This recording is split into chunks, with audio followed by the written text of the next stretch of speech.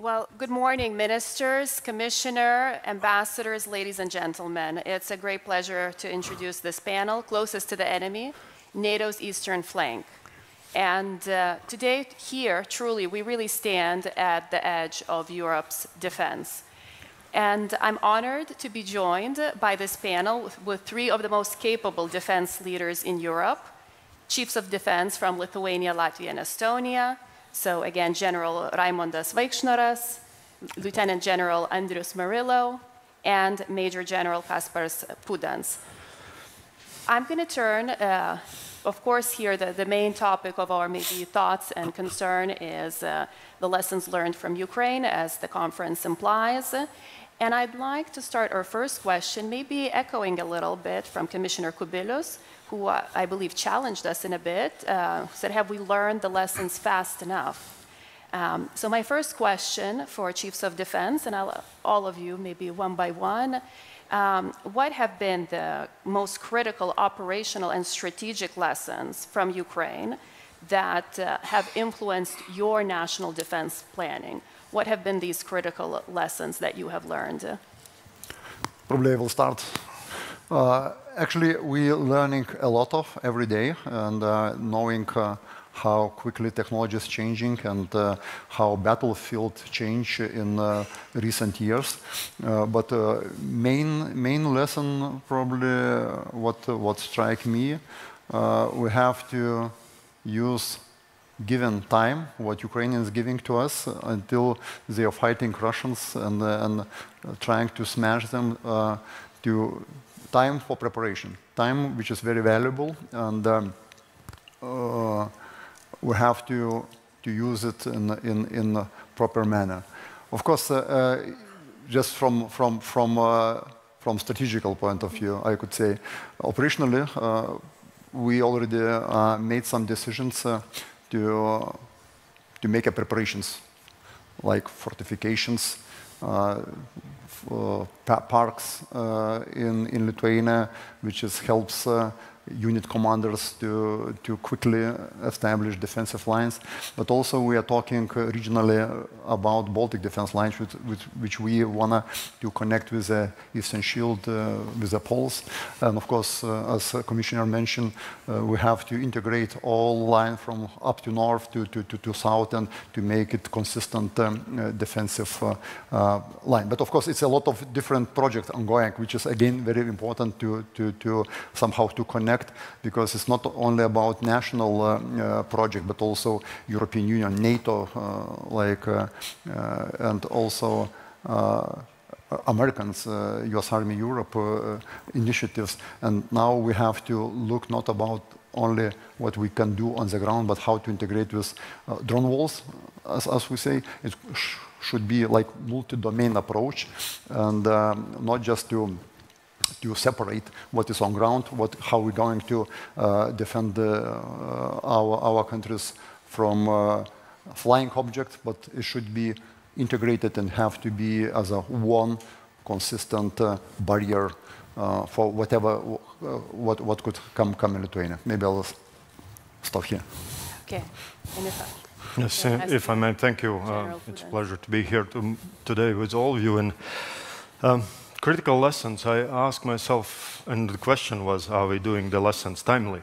And then when we had to start doing lessons, and I look back actually what lessons we made since 2008, 2014. And for us nationally, I think 2014 where we started to make first strategic lessons, revising and putting in our state defense concept. And I would highlight 2 points probably, what is already what we, I would say, not learned, but implemented lessons. One is our whole society approach, because I think after 2014 we more realized that it's not only armed forces. We might need the support from other else. We've seen different scenarios, what we've been probably planning, well, seeing what's happened in Georgia 2008, and then 2014 was the point when we all started to speak about hybrid threats and something below the threshold of Article 5.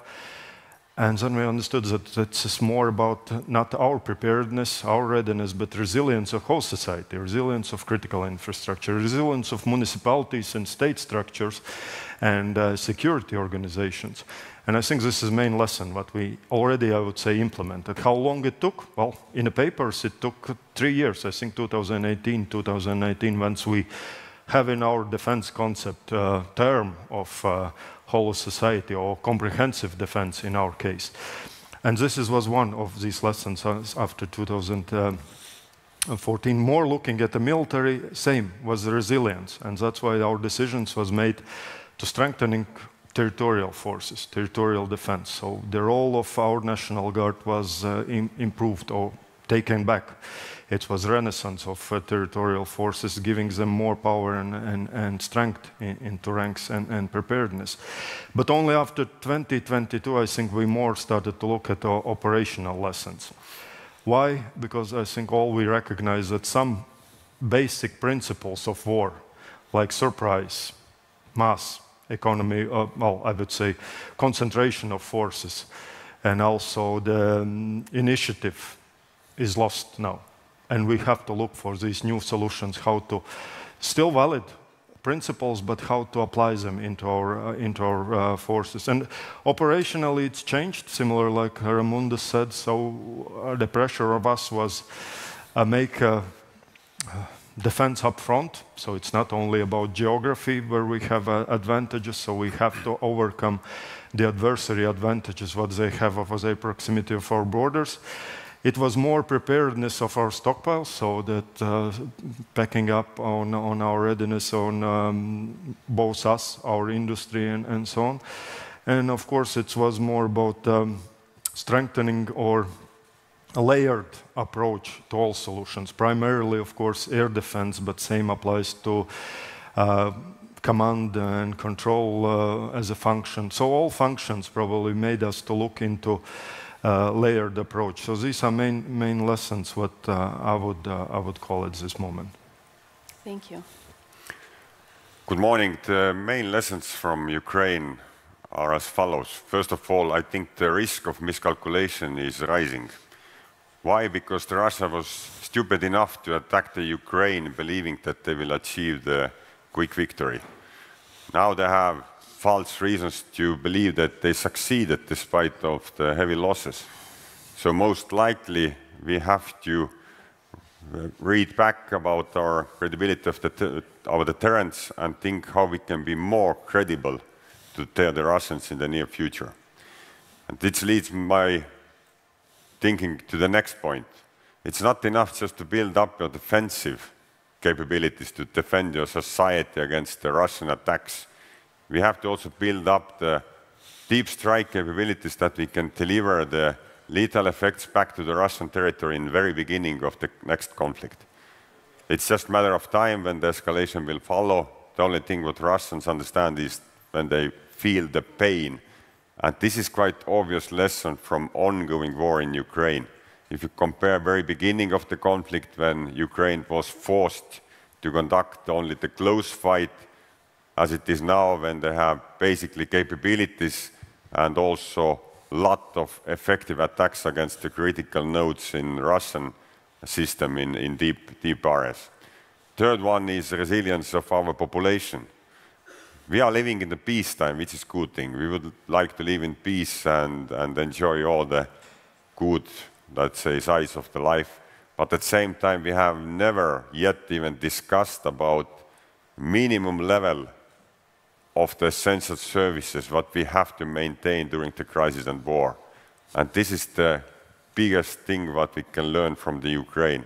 How people can survive under the continuous attack by the Russians to destroy all those critical assets which deliver also the critical services. So those are the main things. Of course, drones and stuff like that one, what we can see as part of the modern battlefield, this is all important, but I think the operation strategic questions are a little bit different. Thank you. Thank you. I wanted to follow up, and again, perhaps with each of the generals, with increasing discussion on drones, with asymmetric warfare. are we really witnessing the end of mass army warfare, or perhaps that has also been misinterpreted? I'd be curious to hear your thoughts, again, from each of the generals. Actually, anyway, we stick in what we see in Ukraine. Classic battles are ongoing. Of course, new technologies helps maybe shape battlefield, but not necessarily that it's like silver bullet which is changing everything. So, and we saw fortifications, trenches, ditches, minefields still is in place, and it has effect. Of course, for us it's most important how to integrate all different weapon systems and to make a system of systems. And here's the main challenges, because what we are thinking and implementing in our military training, our armory, let's say, what we getting is not necessary that in a few years would be the same. Of course, principles it is also mentioned by my colleagues. Anyway, we have to look for all battle operating systems. Intelligence, how to collect, maybe different means, but it's still valid. Without intelligence, you are not doing anything. You cannot do anything. Fires, whatever, John fires, and maybe with drones integration and deep strike integration, which is mentioned by Andrus, it's very important. And we have to have tools sustained. Different when we come to procurement projects, we have to be clever and such manner that don't have in our equipment, in our stocks, different models. So we have to stick with something more standardized stuff in order to exchange or maybe to be integrated. And a lot of different. Maybe I'm not going to list all different fields where we have to be better. But as you mentioned, mass and cheap with a big amount is still valid. And what you see now, what Russians doing, they are sneaking by small units through Ukrainians' defensive positions, and later on they consolidating and making some problems, let's say, and in the rear. So all current way how we are fighting still has the same basic how to say, basement, let's say, on which build new technologies or advanced technologies which help us be better. Mm-hmm. Thank you. So again, to what extent? I already mentioned that, and this particularly is driven by the surge of technology and different adaptations in war, what we see in Ukraine, is that this principle of mass is almost nullified.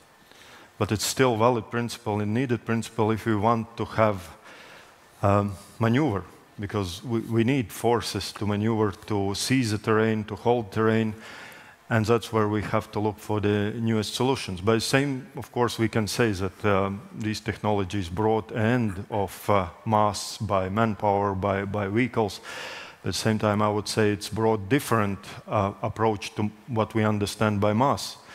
We are now looking into mass of sensors, mass of technologies, mass of different other solutions, and it's more massing not manpower or forces, but massing effects, what we want to achieve. Should admit that is also some lessons we're learning, and we fully subscribe saying that it's, well, now the drones and the technologies is something not as a superfluous or additional needed. It should be like a standard equipment within all levels, within all functions, but mainly supporting all the functions. It has their role in intelligence, in maneuver, in indirect fire, and in logistics. And so this is all should be supporting, not as a single solution to the battle, because the paradigm into this is that Russia is doing the same. And if we will be advancing only one narrow capability, and particularly in the area where we see that Russia is quite strong in countering drones, we would probably make mistake, because it's still valid that we need to find weakness of adversary where we are advancing our capabilities. But I would say if we are focusing only on drones, so we are making dilemmas much smaller for Russia, what to develop against us, continuing their primary thoughts about electronic warfare. And that's why we need array of all capabilities, synchronized, let's say, comprehensive, coherent development of all capabilities, augmented by technologies. That's why we say it's mass. As I said, I would say we will be focusing and advice to this capability development is mass by technology, so not replacing mass, but replacing this by mass by technology. And at the same time, just to conclude on this, what is important to understand that at the same time even these technologies will need, these drones will need someone to bring them to the battlefield. They will need logistics, they will need also protection for these crews and themselves against electronic warfare, and they need also robust and sustainable command and control, so they could be really integrated into the operations. But at the same time, it's something will give us possibility to counter larger adversary, as we are, of course, in comparison with adversary, are limited with our human resources, other resources. So technologies, in theory, what we should translate into practice should be that ones what gives us competitive advantage over adversary if we are using and finding a place how to properly them integrate into our operations. As I said, integrating and supporting all functions, and particularly what we're missing with the current drone warfare, that we need to find the ways how to break through. So supporting some, again, back in the battlefield initiative and seizing a ground and regaining a ground. One of the lessons from the Ukraine is that mass reinforced with technology is quite a dangerous thing. If you think about the amount of the losses that not only Russians but also Ukrainians have suffered, we have to admit that the mass still matters. But the challenge is that from small nations, from Estonian perspective, we don't have any mass. So we have to build something. And one of the things what we have to also think through is how the mass looks in different domains. Of course, land domain, maybe more troops, tanks, infantry fighting vehicles, artillery, but in the air domain, I think the changes have been the most dramatic ones. The massive waves of attack drones overwhelming the legacy air defense systems. You cannot afford the amount of the legacy air defense systems to defend yourself against those massive drone attacks. This is something we have to overcome, and quickly. There is no point to waste billions of euros for legacy systems which cannot be effective enough against the mass coming to the air domain. Also, we have to think through the lens of redundancy of your own systems. We see from Ukraine that replacing the losses, it's a critical one. Building up reserves after you have already committed your reserve, this is the key. And now, how to do it during the crisis and wartime, what kind of assets you have domestically that can produce not only ammunition but also weapon systems spread all over the NATO countries, that despite no matter where the fight is ongoing, we have local capabilities to also produce the stuff that we urgently need, not only rely on the long lines of communication on sea or land or whatever. So mass have a little different meaning, but at the same time, again, one of the important lessons is that Russia will be relying in next conflict on the mass reinforced by the modern technology, which means that they will be even more experienced, which means also more dangerous than we see them currently in Ukraine. Mm-hmm. And General Merilo, if I can follow up, and if the other generals want to comment as well. Some of the lessons, naturally a lot of lessons to be learned, but there are, I would say, two critical differences for the Baltic states and Ukraine. One is, of course, the size that we're talking about, the depth of Ukraine, some of the mass that we've been discussing. So we don't have that luxury here in the three Baltic states because of our small size. And second, of course, that we're NATO members. So again, a critical difference here. What would you say are some of, given these two factors, what are some of the good news and bad news for us, and some of the lessons, again, learned given these factors? Of course, strategic depth, it has some impact, but again, probably this restriction is in our hands. With Sweden and Finland, who joined NATO in recent years, the perception is a little bit changed, and we do not have to exclude the Baltic Sea and all these lines of communications, not only by land, but also by sea, by other domains. It's a little bit reducing attention. But of course, we have to use it during, of course, planning and exercises to check how it works. But now the strategic depth is a little bit, I cannot say nullified, but it's not having so big problem for our region.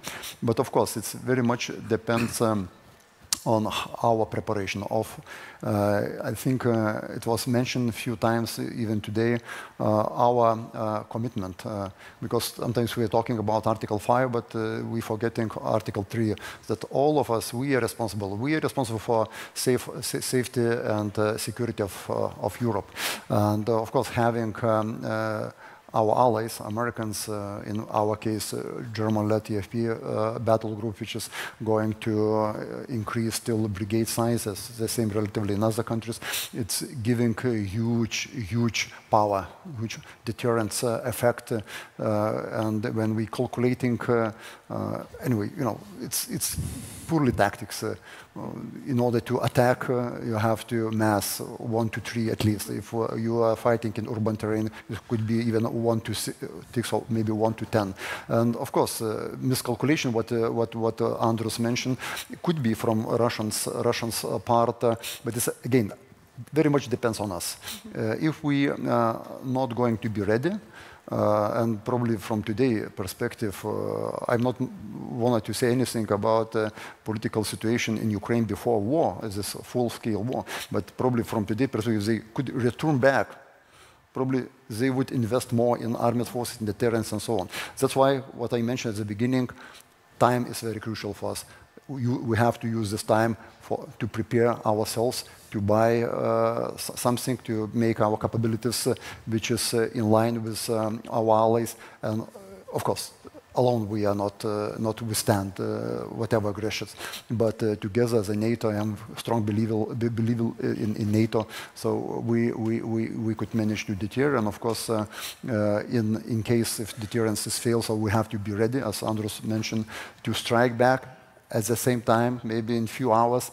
And it's about the will, and it's not about militaries. So we could advise, we could make a military advice, but it's political decision to strike and to punish so badly that they could not even think about to step at least one step in our territory. So with that, knowing that we are not drawing any red lines anymore, but just go further, it's probably would be one of the options. Mm-hmm. So I'm hearing deterrence and readiness for offensive strikes. Okay, thank you.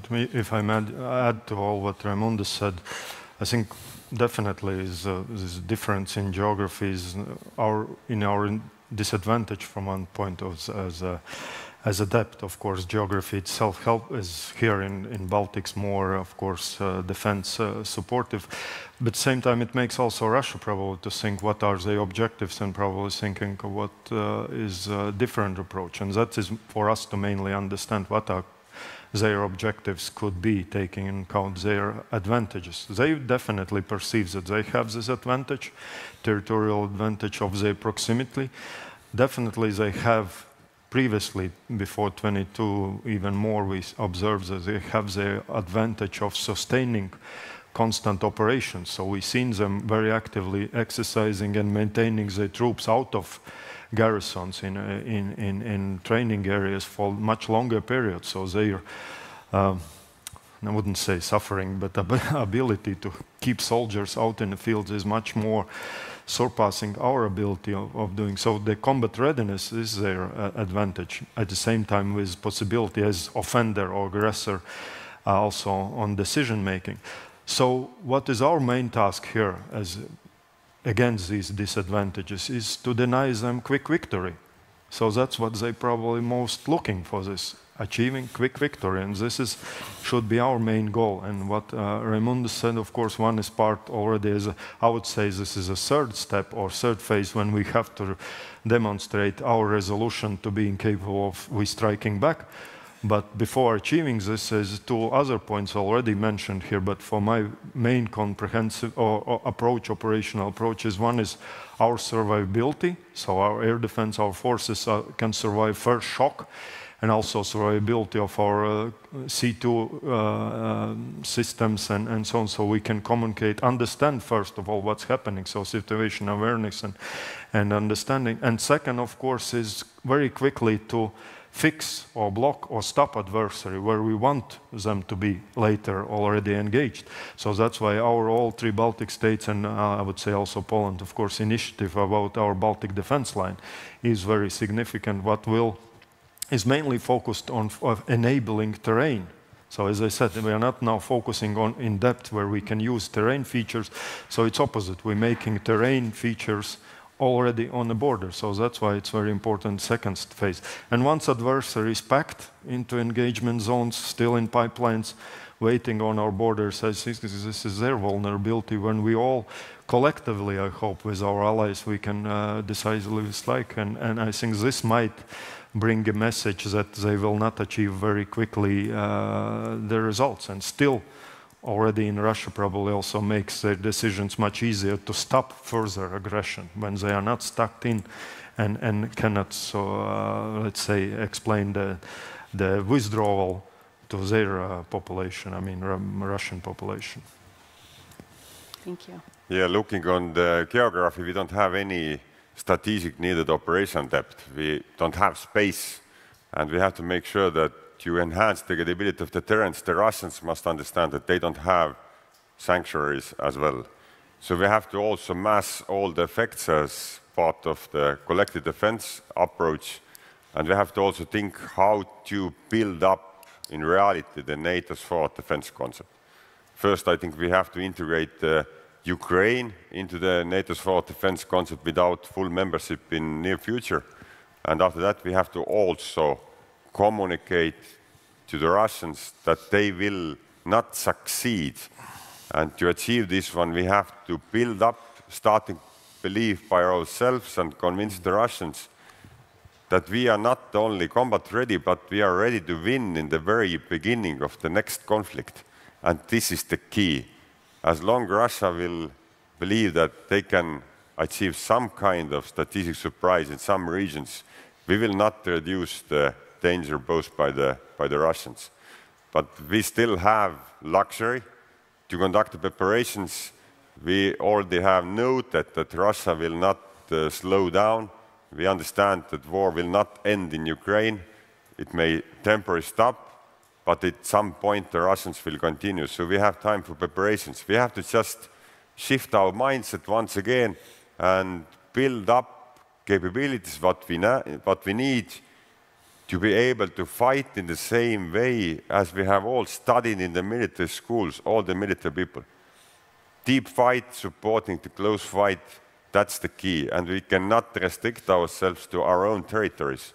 That's something which clearly sends a message to Russians. And it's, once again, it's visible already how Ukraine have been successfully achieving some effects based on the strikes against the targets in the Russia.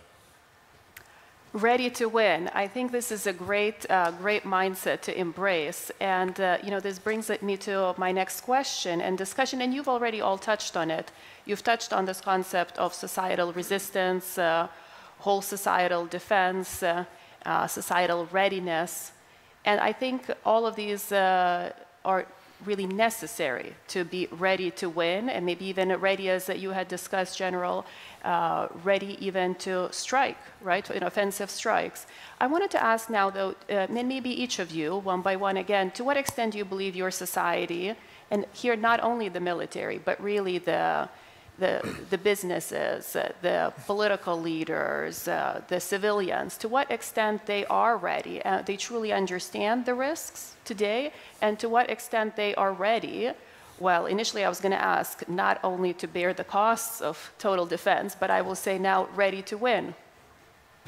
Yeah, actually, for us it's much easier because it's only 35 years when we regain our independence, and our society remembers these times when we were under Soviet rule, and of course this consolidation among society is still strong. But of course, we live in liberal democracy, and of course this way of living from West is coming, and it was already mentioned today.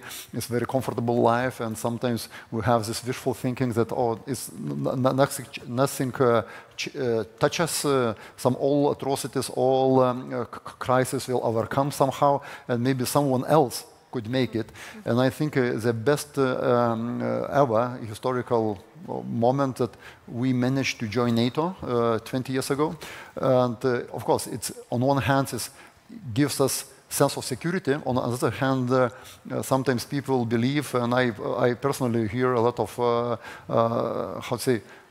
discussions that, now we are part of NATO and NATO will come and defend us. And this was wrong assessment. And we didn't do for years in order to make our armed forces strong, our society strong. What now after, of course, it's sad to say that only full-scale war in Ukraine was like wake-up call to all, even for politicians, that we have to invest more in deterrence and to understand that we are part of NATO. NATO do not have any other armed forces or capabilities. We are us all together. So it very much depends how much we commit to it. And of course, being here in as a frontier countries, we share bigger burden, of course, in defensive, and 5.38% from GDP for next year probably is a huge achievement, and for overall for all NATO countries to at least to have 5% from GDP to investment in our defense, it's very important. Society, at least what I observe in Lithuania, I think. It's, as I mentioned, this was a wake-up call. So a lot of organizations, and I'm glad that Rifleman Union getting some strengths, and on voluntary basis, they're helping us for armed forces to fill some gaps, and we have plans, and we are training together with specific capabilities what they can generate, and. Municipalities, government, it's a lot of projects, how we are going to help society from civil preparedness, civil defense point of view. Of course, it's still in embryonic stage, but at least we have some steps already made, and during exercises, and in 2027, it would be big exercise in Lithuania where we are going to connect all different parts and see how it goes, let's say, where is our weaknesses, where we have to strengthen. Maybe I will stop here, leaving some time to my colleagues to answer. So Latvia, ready to win, ready for total defense? Very much similar approach, and as I told, the comprehensive state defense is one of the main pillars within our state defense concept already since 6-7 years. And we went some small steps approaching. First, we started with speaking friendly about these threat scenarios and preparedness with our state institutions, like security institutions, police, border guards, and all the governments and local municipalities. This was the first approach. And actually it's revealed that until even 2022, sometimes we restrained ourselves or deterred ourselves to discuss freely and openly about potential scenarios. And that's revealed us some lessons that, well, these institutions, as we haven't worked together so closely, even expected, and we had some revealments of, well, they all believed, not some at least, believed that in case of conventional war, this will be armed forces who will take over the civil defense, like all that heating provision in the cities, maybe education and so on, providing food for civil society, and then we said, no, this is wrong perception. We've been doing this apart and so on, and that's where we started to educate. You will still have to carry on your responsibilities, your services you're providing for society, and actually that civil defense is of very most value for us being upfront. So we will be much depending on what's happening in our rear with the society, with our families, soldier families, for example, to keep up our morale. And that's, I would say, I now feel more confident. This level is approached. And of course, similar like Raimundas said, unfortunately, 2022 is something in sort of helped us to explain them. And it's now much easier, even not asking to explain the scenarios. We're just saying, we're starting already developing our solutions. But I think next steps where we still need to make further steps is already then more individual preparedness. Also, of course, since 2022, many people ask is what my role, where I can go and where's the evacuation road. So attention is much bigger and not always focused on right questions or right directions. And that's what we are trying to explain through different trainings, assigning the authorities what are doing this. And another part, of course, is our industry. Also with them, we started to work, recognize that you have to be resilient against different threats, cyber threats and physical threats. Still, of course, even this year, all the drone incidents revealed how our critical infrastructure, our airports still are vulnerable to this. But this is what we've been teaching to them and speaking with them. And I think that now gives a new traction into this, that, well, yes, this is something we will be responsible, because we as an armed forces will defend in overall. We'll be defending up in our front line, in our airspace, in naval space. But for civil all society, individual personnel, I think first steps is their preparedness and resilience in informational domain. I would suggest to start with this. So physical is second. First, that their minds are really resilient against what we could expect. Because as we see also in Ukraine, they are most of the targets, whom they are through the terror, through the information campaigns, Russia wants to impact. Because as I said, we will feel the pressure from our rear, from our society, and that will impact our motivation when we will be on the front lines. That's why would be my approach. And that's where I think we still have steps to make and for the ongoing. Similarly with exercises, more involving citizens, non-governmental organizations, different. This is in our plans as well. Thank you. And in Estonia? The aim of Estonian security policy is to render any aggression unfeasible. And to achieve this one, my nation has given me as Chief of Defense task to prepare for the war and, if needed, to fight and win the war. Quite simple. But of course we understand that this will be common effort by all society. So in Estonia, despite the fact that we tried to lead by example by adding more money in defense budget, already 5% from next year, we all understand that if Russia makes mistake and based on miscalculation attacks NATO or attacks us as member of NATO, we will be in the war. We'll put all in. It's not only about your defense budget. And this is the biggest difference, I think, comparing to our good friends a little bit further away from the imminent proximity of the threat. So that's something what I think in Estonia, not all the people understand yet. But at the same time, we have made the progress, huge progress. And of course, it has been made thanks to the Ukrainians. Ukrainians not only fighting for us, I will argue Ukrainians fighting and dying instead of us. They are buying time to preparations what we can make now. The biggest challenge in Estonia's society we currently have that we still don't want to say publicly and start living based on the notion that clear distinction between peace and war is obsolete. We are in the conflict already now. We have felt the spillover of the war effects on our territories. So we are already in different situations which cannot be called as the pure peace anymore. Of course, from Chief of Defense perspective, I have to shape the mindset as well. And I will do that by shaping the mindset in the military personnel. We have to also adjust our conscript service, our daily routines to add to the point that we are not waiting the conflict. We have to build up the real readiness to deny Russian freedom of action in all domains already now.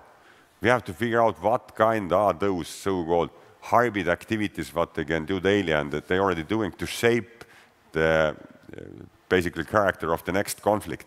We have to do that one. Otherwise, we will be just following the shaping what Russia is doing. Russia is shaping us to make us comfortable adversary for the conflict what they are preparing for. That's the key.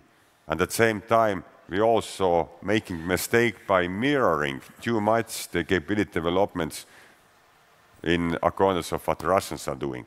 Same applies a little bit to the society. But once again, we have made progress, but we have a lot of things to do. But most important thing is to start believing that we don't have to wait the war. We are already in the war. It's 4th year of the war in Europe. So let's make all the preparations to make our society strong enough that we will punch back if escalation will follow. Because escalation will follow. We don't know where, when, and how it looks like, but escalation will follow. So we have to do a lot of things, but also the role to lead, what to do and how to do it, it's also not only the military forces, but also on the political decision makers. And I have to admit, it's moving towards the right direction, but at the same time, we hold ourselves back by living in the dreams that maybe it will end in Ukraine. And my worst case scenario is that in one day, Russia will say, "Давайте жить дружно. Let's live friendly together." Just fool us again and hide his own preparation to achieve strategic surprise and hit us hard in the time when we are not ready. So we have to use the time, but first we have to understand what is the situation. Fearing to Russia is the biggest mistake what we can make. Russia is not the invincible giant. He's now bleeding, he's suffering, and in the fear of losing, I think also the risk of miscalculation is rising. So we have to prepare for the worst case scenarios. Absolutely, and this moving away from fearing Russia to really understanding its limitations, especially if we look from a NATO perspective, where Russia is certainly much weaker in every domain than NATO. I wanted to ask you again, how are you moving, or what successes have you seen from moving from this reactive mindset to a mindset that's more shaping the potential future of defense or deterrence? And here you can also, as I'd like to, as we're kind of nearing for end of time, I will also let the audience think about if you have a question to ask, there'll be an opportunity, a quick opportunity for a quick question. And maybe at the same time, if you want to comment on any technological innovations, particularly any cooperation with businesses, because this also creates an opportunity here in this region for great economic growth, innovation, technological development, if we look at boosting this military-industrial complex. So maybe quite a few topics, but whichever one you want to take as we're nearing for time. So, General Vaikšnoras. Actually, yeah, very regarding industry, our defense industry, and today, probably during this check-in for this conference, you saw some already companies which made exhibition or like presented what we are doing, let's say in Lithuania, what we are able and capable to do, and it's a very good sign. I would say for years this was kind of stigma that the militaries were afraid, or maybe just because of bad examples of accusing that you are maybe somehow promoting some businesses, was almost no discussion. Currently, what I see, and it's very positive, that it's very well accepted that businesses are quite free to come to militaries and to discuss what exactly we need and what specifications maybe specifically what we can do. And I think it's good sign. And of course, from Lithuania point of view, we just giving what we wanna, but it's up to ministerial level to decide the finalize and to make negotiations. But what we observed that at least in Lithuania, our defense industry was in embryonic, except few companies who were really worldwide known. But currently, with cooperation or co-production with other companies, very well-known companies, we are stepping further, and I'm strong believer that we will have good products which could compete and make some place in the open market. So it's I would say good sign. Thank you. And I see the questions here that I've received from the audience again are focused on the tech innovations and cooperations with businesses. So again, any thoughts on that would be greatly appreciated. If on this particular, very short, quickly as time, yes, this is something we're looking also. And my approach was and advised was, what we need to change is our integration and cooperation activities. So it's natural is that we as an armed forces, we funded by our fences, by our bases, and it's very hard to reach into us and how we share our operational requirements, transfer them to technical specifications, and then how we test it. And that's why since this year we're working more on creating an approach like open door approach, where the industry can join with our requirements. So something, it's not within our promises, but to create some approach at the open door offices where they can work together outside, where the industry resides. That's why since this year we have at least one center of competence for autonomous systems, but it's only one narrow area, so it could be approached also in other areas. And my main plea to industry is not that we're working now accepting what you are only technological. This is device, well, what you can do it, or we asking at the device. It's collective work before we develop device, already collectively agreeing on a concept, operational and tactical concept, how you will deploy it. And that's the venue where I see this could be discussed before we starting producing and acquiring this, that we together develop the response to our tactical problem or operational problem into operational concept, and on this starting or adapting some civil already technologies or developing something new. But I want to quickly also to your question, what you said about reacting to the adversary. I think all what we've been doing last years with our plans, developing NATO plans, regional plans, and our deterrence activities is our response. So we could be the one in acting role, not only reacting. The problem is that, of course, Russia has their advantage what they're doing.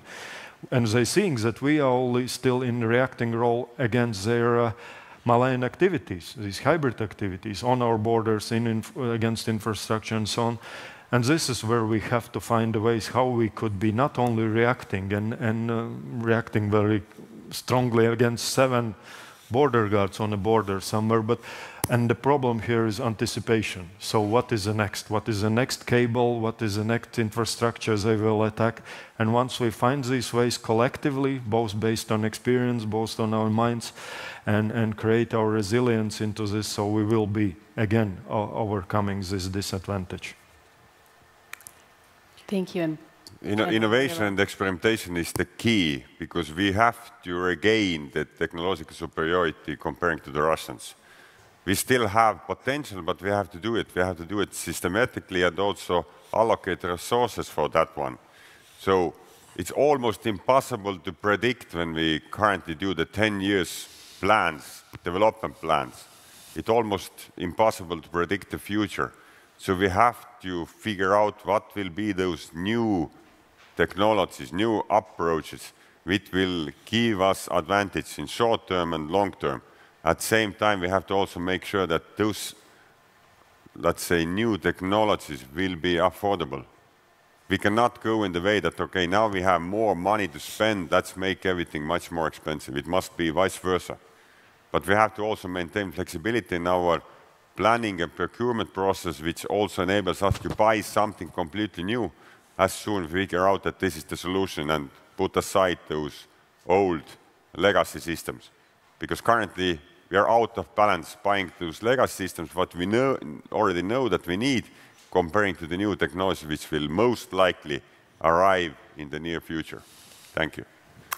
Thank you. Thank you so much, Generals. I really wanted to thank you, and I think the audience as well, first for your service, for your vision, for your candor here today, for this conversation that you've shared. And as NATO turns 75, I think we can confidently say we're stronger today than we were a decade ago, than we were 2 decades ago, and looking backwards. So thank you again. Let's all walk out of this room with the mindset that we're ready to deter and we're ready to win. Thank you.